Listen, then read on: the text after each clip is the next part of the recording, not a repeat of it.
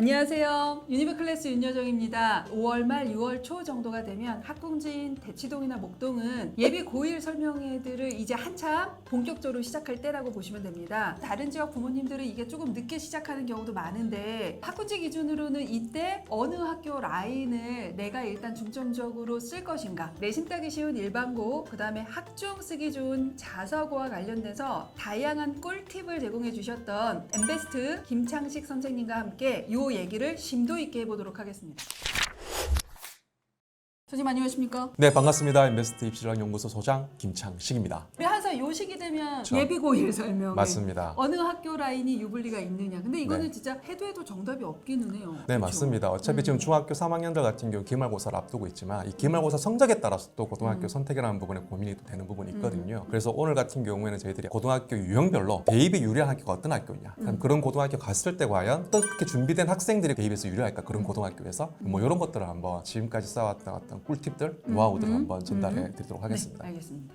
물론 우리가 유형별로 보면 조금 법적으로는 다르게 표현이 되지만 네, 맞아요. 저희 부모님들은 특목자사, 그렇죠. 그다음에 일반고 중에 어디를 갈까 네. 이렇게 고민하잖아요. 네, 맞습니다. 근데 우리가 이제 모집 시기로 보면 또 전기고와 그쵸. 소기고로 나뉘어요, 선생님. 네, 복잡하죠, 그죠? 그죠? 대입처럼 그런 거죠. 그러니까 고등학교도 되게 전기 모집에서는 문제고라든지 가고가, 그다음에 특성화고라고 얘기하거든요. 그쵸. 지금 요즘 부모님들은 좀 다를 수도 있을 것 같아요. 이제 옛날 부모님들 같은 경우에는 뭐 시럽계고 같은 상고, 공고 뭐 이런 얘기가 있었죠. 이런 고등학교가 이제 전기 모집, 예체능도 포함돼서 전기 모집에 선발을 하고요. 이제 고 입시가 딱 마무리되면 후기 모집 넘어가면 이제 외고, 국제고, 자사고, 일반고 이제 선택을 하는 후기 모집 고등학교 이제 입시 시기가 도래하게 되는 겁니다. 고등학교 유형을 놓고 본다면은 특목고, 자사고, 그 다음에 일반고로 나눌 수가 있겠죠. 특목고라고 한다면은 과고, 외고, 국제고, 그 다음에 예체능고, 그 다음에 또 특성화고라고 하죠. 마이스터고라는 학교가 있습니다. 그 고등학교가 이제 특수 목적고라 특목고라고 이제 딱 묶여져 있고요. 자, 그 다음에 제가 자사고라고 말씀을 드렸는데, 자사고 같은 경우는 실질적으로 그 큰 범주에 놓고 본다면 자율고라고 합니다. 그 안에 이제 자율형 사립고와 자율형 공립고가 있는 거예요. 그러니까 이 두 개 학교의 또 구분이 뭐냐? 자율형 사립고는 학교장이 선발하죠. 학생을 직접 보고 선발한다. 하지만 자율형 공립고는 뭐야? 뺑뺑이. 그렇죠. 뺑뺑입니다. 그러니까 학생들은 지원을 하죠. 하지만 이게 추첨을 받아야지만이 이제 들어갈 수 있는 그런 맞아요. 뺑뺑이라고 하는 네. 자율형고라 자율고라고 얘기하는 학교가 바로 그런 학교입니다. 일반고도 상당히 복잡해요. 근데 이게 또 지역마다 또 많이 다른데 일반고 같은 경우에는 주로 이제 보통 일반고가 있지만 학교 교과 과정을 좀 학교장이 너네 좀 자유롭게 좀 구성해봐, 운영해봐라는 어떤 자율학교라는 학교가 있어요. 또 특정 과목에 좀 더 치중해서 집중해서 좀 공부 좀 시켜, 뭐 이런 어떤 중점 과정에 있는 학교가 있습니다. 영어, 예술, 뭐 체육 이쪽 그렇죠. 다양하게 있습니다. 그 네. 중점 학교가 또 일반고 범주에 들어가 있다. 그렇게 제가 크게 한번 설명해 드릴 수가 있을 것 같아요. 학교를 디테일하게 나누려면 그쵸. 끝갈 데 없이 디테일하게 나눌 수 있는 게 맞아요. 원래 이 고등학교 유형이다. 자, 그러면 우리 한번 첫 번째 가장 관심 있는 특목고부터 한번 먼저 얘기를 해볼게요. 그러면 특목고 중에 여름방학 거쳐서 원서 접수가 시작되면서 이제 2학기 때 입시가 본격적으로 진행되는 과고부터 한번 얘기를 해볼까요? 네네. 실질적으로 과고의 특징은 뭐냐면 이 학교는 그 과고가 위치해 있는 그 지역의 학생들을 선발합니다. 전문용어로 말씀을 드리면 광역단위 선발이라고 그쵸, 얘기하거든요. 광역단위 그 선발. 학교가 위치한 그 소재지에 있는 학생들이 그 학교를 지원할 수밖에 없다. 경기도 지역 사는 학생이 뭐 서울에 있는 한성가고나 세종가고를 지원할 수가 없거든요. 못 가죠. 예. 그냥 경기 북가고 가야죠. 맞습니다. 과거도 당연히 입시를 치릅니다. 학교 생활 기록부라든지 학생이 제출한 자기소개서를 가지고 평가를 하고 거기서 통과한 친구들이 수학과 관련된 어떤 질문을 통해서 그쵸. 선발하는 학교입니다. 그럼 학생들 입장에서 그게 맞추어서 이제 입시를 준비해야겠죠. 일단 내신적인 측면. 네. 부모님들은 내신이라고 생각하니까 우리가 과거 얘기하면서 내신이라고 얘기하기 좀 애매한데. 그 말 하면 안 되죠. 네, 그러니까 이런 등급이나 내신적인 측면을 원장님이 좀 정리를 해주시면. 맞습니다. 과고에 들어가서 내가 조기 졸업자, 뭐 조기 진학 예정자로 선정이 된다고 한다면은 과고에서 40% 안에 들어와 줘야 되는 게 있어요. 그러니까 과고 1학년 올라가서 본인이 어떤 학생들과 어떤 경쟁에서 내신 성적도 포함될 수 있고 다양한 어떤 탐구 활동을 통해서 이 친구가 과연 어떤 역량을 보였냐 이게 중요하거든요. 대신에 제가 말씀을 드리고 싶은 거는 과고를 들어가기 위해서 그럼 중학교 때 과연 내가 어느 정도 수준을 가 있어야 되냐라고 한다고 한다면은 기본적으로 저희들 엠베스트 합격생들 기준 데이터 기준을 말씀을 드리면 과고에 들어간 학생들의 수학 같은 경우 평균 점수가 거의 한 98점, 97점을 이룹니다. 수행어 다 포함해서 지표 같은 거 거의 만점을 받고 있거든요. 수학, 과학만큼은. 그러니까 그 정도의 실력을 가지고 있어야 된다. 그래야 지금 과고 들어가서 본인이 좀 뭔가 버틸 수 있는 뭐 그런 부분이 됩니다. 당연히 또 선행이라는 말을 하기 조금 곤란하긴 하지만 대부분 아이들이 수학에 대한 부분, 과학에 대한 아주 깊이 있게 공부하고 오거든요. 그렇게 공부하지 않고 들어갔다고 한다면 실질적으로 많이 힘들다 그렇게 말씀을 드리겠습니다. 제가 이제 뭐 입시 상담을 하거나 하면 너는 생기부가 매우 좋으니까 이 교과를 넘어서 이 정도 라인까지 쓸 수 있어라고 얘기하는 데 있어서 과거는 상관이 없다라는 걸 꼭 기억해 주셔야 됩니다. 과거 선생님들 그런 거 신경 안 쓰세요. 신경 안 쓰죠. 대학에서도 그거 신경 써서 보지 않습니다. 네. 얘네 그냥 이거 했음, 이 활동 했음, 이거에 관심 있음 이런 식으로 진짜 맞습니다. 나열식으로 네. 500자도 안 채워주세요. 맞아요. 맞아요. 막 두 줄, 세 줄 써 있는 것도 워낙 많거든요. 네. 그런 것들 때문에 유불리가 나뉘어지지는 않는다. 그렇게 보시면 되는 게 과학고등학교 생기부라고 보시면 될 것 같습니다. 원장님 그럼 외고는 어떤가요? 어차피 외고도 선발에서는 광역 단위로 선발합니다. 외국어에 대한 능력이 출중하다고 한다면 들어가서 충분히 적용할 수가 있어요. 근데 요즘에는 더더욱더 수학이라는 부분에서 상당히 중요하게 보거든요. 외고도 이제 아이들이 수학을 잘 못한다고 한다면 실제로 외고 들어가서 버틴다는 게 쉽지는 않아요. 그러니까 영어가 거의 원어민 수준으로 하지 않는 이상은 그때 수학 성적 때문에 아이들이 조금 외고에서 공부하는 게 조금 많이 힘든 경우가 많이 있기 때문에 결국은 영어뿐만 아니라 수학의 실력이 우수한 학생들이 들어가서 정말 버티고 유리하게 본인의 목표하는 대학에 들어갈 수 있다. 그렇게 제가 말씀드릴 수가 있어요. 또 외고를 가는 친구 어떤 학생들이 유리하냐? 외국어에 대한 어떤 문화를 배우는 학교가 사실 외고입니다. 외국어에 대한 학습에 대한 어떤 기본적으로 적응력이라고 해야 되죠. 그런 부분을 다 갖춰져 있어야 되는 기본이고요. 그게 플러스 알파로 내가 수학이라는 과목에 대해서 내가 성적이 어느 정도 나오고 수학 실력 좋아. 수학에 대한 우수성을 갖고 있는 친구라고 한다면 외고에서 더더욱더 유리하게 본인이 목표하는 대학에 들어갈 수가 있습니다. 그런데 우리가 외고가 보통 그러한 특장점이 좀 있지만 거의 생기부의 질적 차이가 별로 없어요. 기본적으로 선생님들이 워낙 일정 부분 써주시는 양이 있으니까 그렇죠. 생기부의 질적 차이가 일반고처럼 매우 커지지 않고 네. 5등급 때 아이가 아무리 생기부를 잘 썼다고 하더라도 맞아요. 얘 생기부의 질적 우수성이 있네를 평가하기가 좀 애매해요. 애매합니다. 그래서 결국 제가 보통 말씀 많이 드리는 게 외고는 등급만 남는다라는 말을 우스갯소리를 하는데 이게 진짜 사실이거든요. 어느 정도 수준 이상의 외고라고 하면 1, 2등급이면 어문 계열이든 사회과학 그렇죠. 계열이든 네. 서영고에서 다 끝내는 건 똑같습니다. 반면에 이제 이 3등급을 넘어가서 이제 4등급 때가 되면 3, 4등급 때 많이 친구들은 힘들죠. 솔직히 내가 원하는 학교에 사회과학 계열을 무난하게 붙을 수 있는 등급대는 실은 아니기 때문에 만약에 외고를 고려하신다면 일단 상위권은 어문 계열로 쓰고 특정한 라인의 대학을 사회과학 계열을 쓰는 것이 기본 전략이라는 거를 꼭 기억해 주셨으면 좋겠습니다. 자, 우리 이제 국제고예요. 네, 국제고네요. 네, 네. 외고보다는 수가 좀 적죠. 맞아요, 적어요. 네. 사실은 국제고가 특정 지역에만 위치하다 보니까 네. 그 지역 학생들은 그 지역에 있는 국제고만 지원할 수가 있어요. 반면에 우리 지역에 국제고가 없어요라고 한다면 모든 국제고를 다 지원할 수 있다는 게 또 그렇죠. 국제고의 특징이라고 네. 보시면 될 것 같습니다. 네. 네. 자, 그러면 우리 국제고는 어떤 점에서 좀 유리하다고 볼 수 있을까요?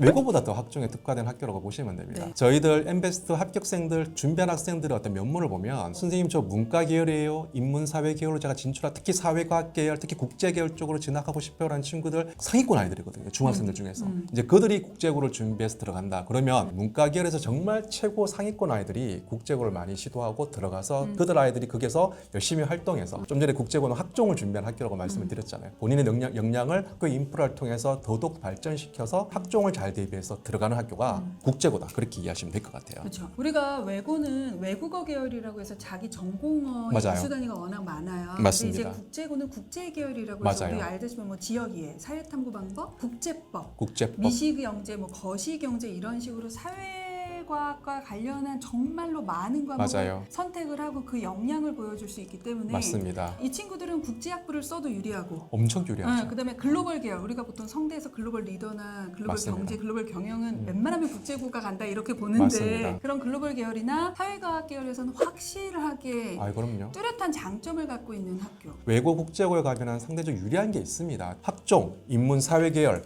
이 과에도 들어오지 못하거든요. 학생부 종합전형은 그렇게 놓고 본다면은 외고 국제고가 약간 선호도가 떨어졌다고 하지만 실질적으로 그 학교 들어간다고 한다면은 지금의 입시에서 놓고 본다면은 외고 국제고가 학종에서 인문, 사회 계열 놓고 보면 상대적으로 정말 절대 우위의 장점을 가지고 있다. 그렇게 말씀드리고 싶어요. 단 외고 국제고를 고민하실 때 꼭 저는 꼭 말씀드리고 싶은 게 워낙 아이들이 꼼꼼하고 열심히 하는 문과 아이들이다 보니까 맞습니다. 아주 꼼꼼하게 여러 번 반복하지 않고 그냥 원리만 이해하고 암기를 등한시하는 친구들이 가면 절대 살아남을 수가 없어요. 그러니까 외고 국제고는 또 선발 인원이 그렇게 많지는 않아요. 맞아요. 외고는 200명 가까이 되지만 맞아요. 사실 국제고는 한 100명 내외로 되기 때문에 그러면 실질적으로 내신 경쟁이 더 치열하지 않냐? 네, 치열합니다. 그렇지. 국제고에서도 사실상 뭐 5등급 이하 나오면 안 돼요. 안 됩니다. 그렇게 놓고 본다면은 그러니까 중학생들 중에서 선생님 저 문과 계열이에요라고 하면 최상위권 학생들이 가지만 그들끼리 경쟁에서도 내가 5등급 이내로 못 들어준다고 한다면은 정말 최상위권 대학 간다는 건 좀 쉽지 않다는 게 또 국제고 갖고 있는 현실이다. 맞아요. 이렇게 이해하시면 될 것 같아요. 꽤 괜찮은 국제고라고 하더라도 4점대 후반이면 아, 중경기시 맞아요. 라인에서 끝내기는 어렵거든요. 아, 예, 그거는 맞습니다. 좀 불가능한 상황이 돼버리기 때문에 외고도 그렇고 국제고도 그렇고 결국 등급이 어느 등급대에 있느냐에 따라서 쓸 수 있는 학교 라인이 어느 정도는 조금 정해지는 편이다라는 걸 꼭 네. 기억을 하셔야 된다. 자, 우리 이제 그 학교가 드디어 왔습니다. 아이들이 다 자사고. 선망하는 학교죠. 네, 그죠? 네. 자사고 같은 경우에도 전국 단위로 학생을 선발하냐 방역 단위로 선발하냐 또 이것도 차이가 있어. 좀 맞아요. 복잡합니다. 그래서 우리가 보통 전사고, 광자고 그냥 이렇게 네, 표현하잖아요. 맞아요. 네, 그러니까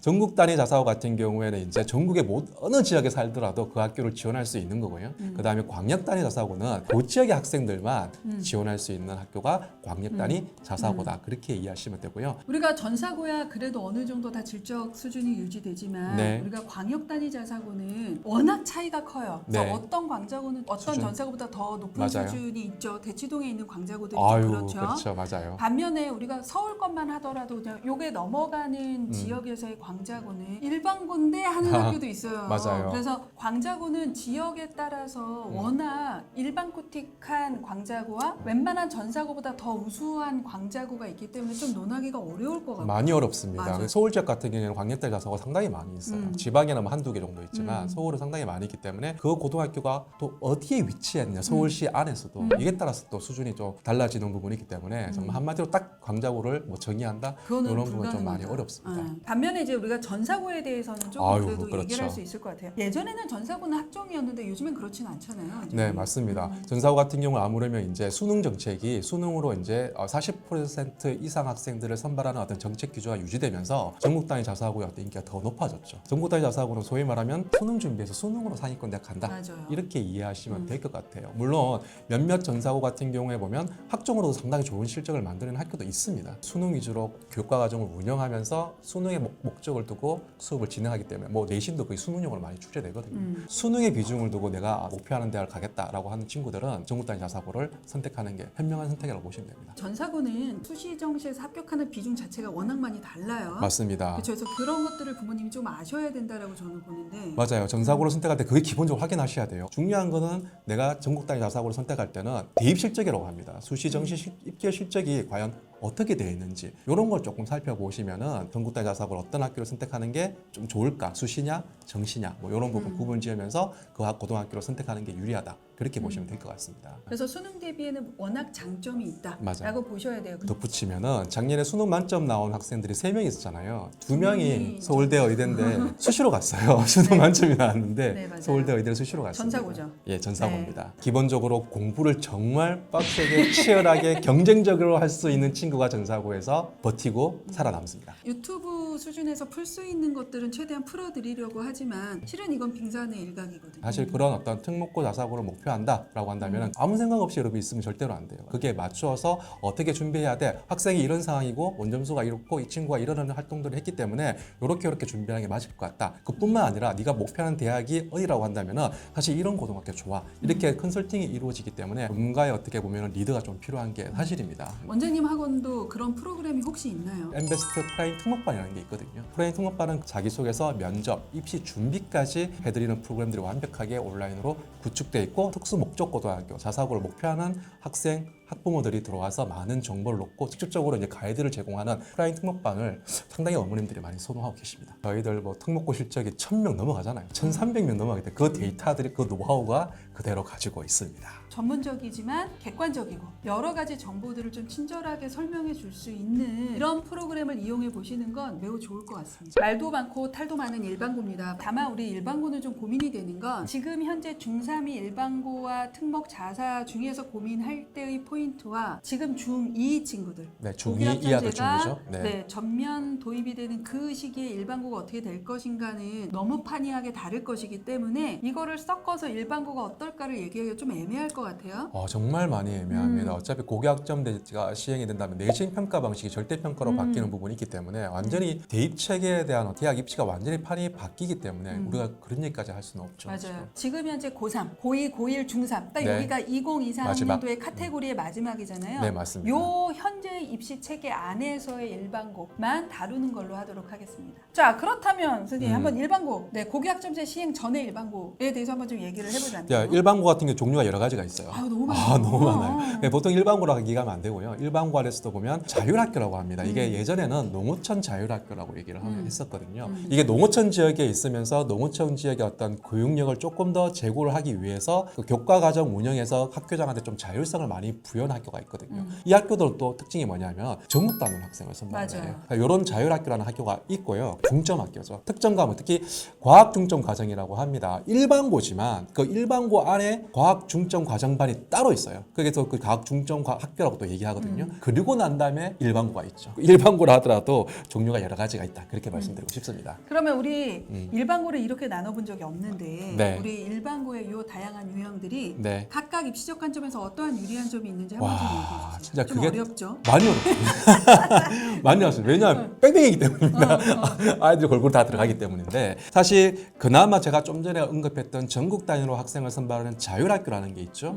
이 학교들은 학생들을 선발한다는 거예요. 일반고임에도 불구하고 선발하기 때문에 중학교 내신 성적으로 학생들을 선발하니까 어느 정도 좀 실력 있는 학생들을 뽑을 수가 있다는 거죠. 그럼 이 학교 입장에서는 그들 학생들을 가지고 여러 가지 어떤 그 학생들에 맞춘 어떤 교과 과정을 운영하면서 좀 더 대입에 유리하게 좀 뭔가 관리하고 운영할 수가 있겠지요. 그에 반해서 또 중점하고 과거까지 미치지는 않지만 과거와 비슷한 교과목을 운영할 수 있는 과학 중점 과정 이거 어떻습니까? 무는 학생이 진짜 많거든요. 많아요. 엄청 많아요. 근데 제가 딱 현실적으로 말씀을 드려요. 과학 중점 과정이 사실은 입시적 관점에서 보면 유리하지는 않습니다. 절대적으로. 과거와 비교할 수는 없거든요. 아니 그거를 어떻게 비교합니까? 그럼요. 일반고라고 보시면 되고요. 과학 중점 과정에 딱 들어갔다. 그러면 이 친구들이 그 학교에 또 일반 과정으로 들어온 친구들이 있거든요. 그 친구들과 같이 석차 등급을 같이 매겨요. 그러니까 과중반에서 수업하는 그 일반 과정에서 수업 못 듣는 과목이 과중반에는 있어요. 그 과중반에 성적을 또 매기게 되겠죠.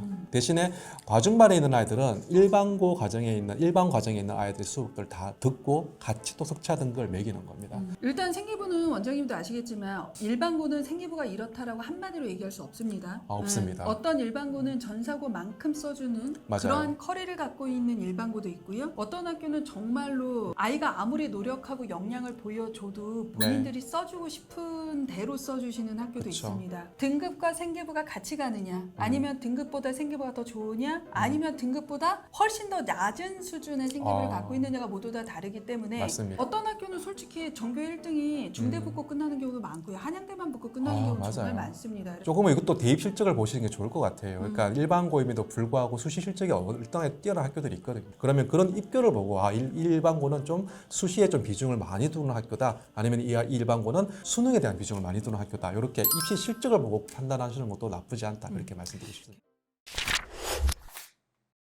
자, 오늘 이렇게 엠베스트 입시전략연구소 소장님이신 김창시 원장님하고 다양한 얘기를 좀 해봤어요. 네. 솔직히 하고 싶은 얘기 더 많고 그럼요. 특정 고등학교를 아예 찝어서 얘기해주고 싶었지만 근질근질합니다. 이러한 학교의 특장점 같은 것들이 궁금하시면 엠베스트 홈페이지에 들어가셔서 입시전략연구소 메뉴를 클릭하시면 다양한 입시 정보와 고등입시에 필요한 다양한 서비스가 제공이 되니 관심 있으신 분들은 한번 꼭 들어가 보셨으면 좋겠습니다. 마지막으로 이 영상을 보면서 이제 고민하는 학생들이나 부모님들이 있으실 거예요. 네, 맞습니다. 그분들한테 좀 한마디 해주실 말씀이 있으시다면. 특목고 사고 입시 좀 복잡하고 어렵지만 기본적으로 그들 학교들은요 우수한 학생들을 선발하려고 합니다. 면접 과정에서 아니면 자기소개서 안에서 우리 아이가 과연 얼마만큼 우수한 역량을 가지고 있느냐. 내신 성적은 기본이거든요. 그러면 반대로 학생 입장에서 놓고 본다면 내가 그런 고등학교를 가기 위해서 내가 어떤 역량을 지금 갖추고 있냐. 전문가를 통해서 한번 검증을 받아보는 데서 여러분들이 준비를 하셔야 된다. 그렇게만 말씀드리고 싶어요. 원장님 가시기 전에 마지막으로 해주고 가실 거 있으시죠? 뭘 해야 됩니까? 오늘의 영상이 도움이 되었다면 구독 좋아요 부탁드리겠습니다. 감사합니다.